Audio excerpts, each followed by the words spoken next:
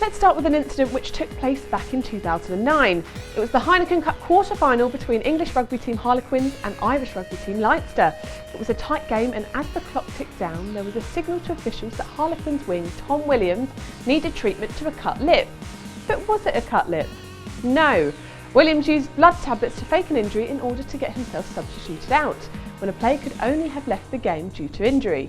He was later suspended and fined £260,000.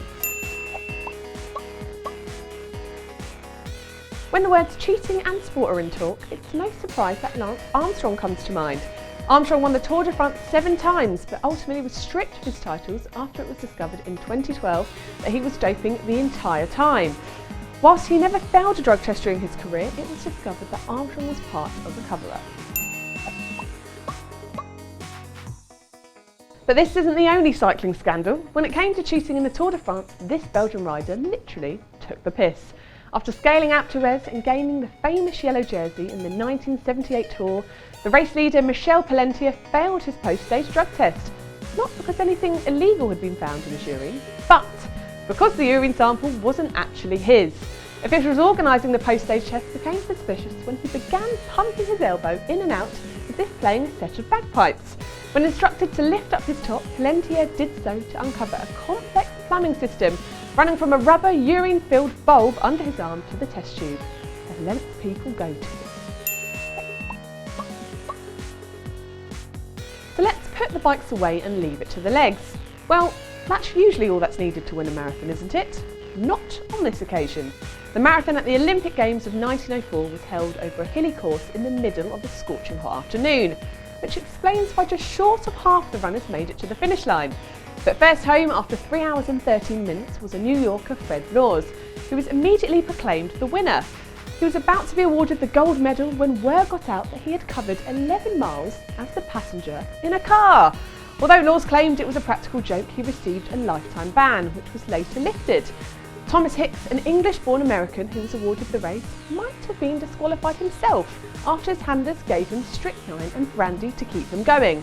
Was anyone innocent in this race?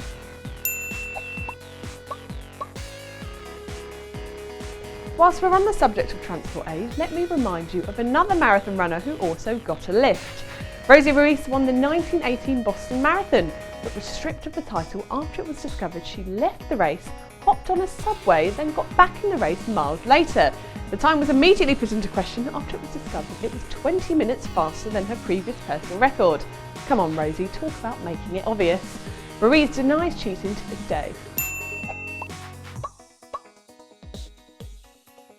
Next up, we move over to horse racing. Sylvester Carmouche was a jockey in the 1990s. His horse's name was Landing Officer. His most memorable race came on a foggy day when no one could see the track. Once the gun had sounded, instead of going around the mile-long track, Carmouche halted and backed his horse up 200 yards before the finish line, and then waited for the other horses to come close behind him. He then kicked Landing Officer into full speed across the finish line. Everyone thought he had won. Just because your horse is called Officer doesn't mean you can fight the system, Sylv. Now, you may have seen the recently released film I, Tonya, but if you haven't, let me unravel this figure skating scandal for you. Tonya Harding was an amazing figure skater back in the early 90s with the potential to win multiple championships. However, the 92 Olympics featured a disappointing performance and her career seemed to be on the decline. In the months leading up to the 94 US Championships, her rival Nancy Kerrigan was attacked by a male perpetrator with a baton during practice. That perpetrator turned out to be hired by Harding's ex-husband. Now, while Harding denied participation in the attack, she was found guilty of obstructing the investigation and was later banned from the sport by the US Olympic Committee. Next up, we have a rather peculiar situation. Dora Ratjen finished 4th in the women's high jump at the 1936 Olympics. As well as this, she won gold at the European Athletics Championships with a world record high jump of 1.67 meters. But soon after, the life of Dora Ratjen came to an end, whilst the life of Henrik Ratjen began. Again, yes, you heard that one right, it was later discovered Ratjen was in fact male. More Olympics controversy here. Boris Onyshchenko, a Ukrainian, was representing his country in the 1976 Olympics. The respected pentathlete was looking to improve on the silver medal he'd been awarded 4 years previous in Munich. In his desire to win, Onyshchenko bent the rules by using a sword in which he wired a switch into the handle. This meant he was able to claim an electronic hit even when he missed. When doubts over the authenticity of Onyshchenko's victories were raised, his weapon was replaced and he was eventually disqualified.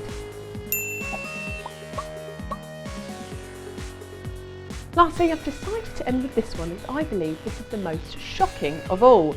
Spain won the gold medal at the 2000 Paralympics for basketball, but were eventually stripped of their title after it was found that 10 out of the 12 players on the team did not qualify as disabled. The 10 players deliberately failed an IQ test which allowed them to play. Once the scandal was unravelled, Spain was disqualified and were ordered to return the medals. So what is the deal? Is there anything that can possibly be done to keep sport honest?